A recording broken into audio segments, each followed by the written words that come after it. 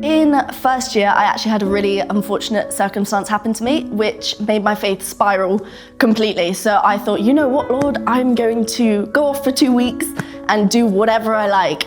I went and I just completely rebelled against God. I knew he was real, and I never lost my faith, but I wanted to see what the other life was like.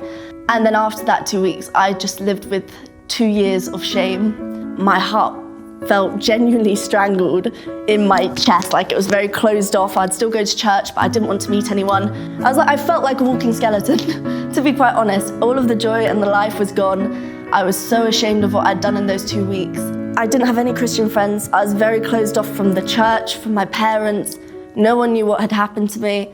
So I tried to deal with it on my own, which you can't do on your own, you know? Shame can only be taken away by one thing, and that's Jesus dying on the cross, and I didn't get that before, you know? It's like those monks who used to physically beat themselves. You can do that mentally. That's what I was doing. I was punishing myself. God can forgive me, that's great, but I still think what I did was wrong, so I don't believe that, you know, he can take all of that. Like, you know, I've got to prove to him that I did wrong and I think I've done wrong, so heck, I'm gonna put on this shame, I'm gonna beat myself up, maybe I'll get a little sympathy from him.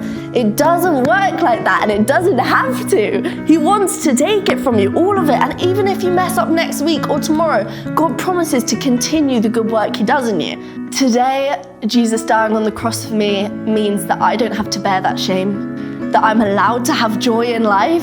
You can choose to honor God, and you can choose to let him carry that shame and that guilt and that horror, and Jesus just taking all of that weight that I had for 2 years is just absolutely incredible to me. It's mad. But yes, that is what Jesus means to me and what he's done for me.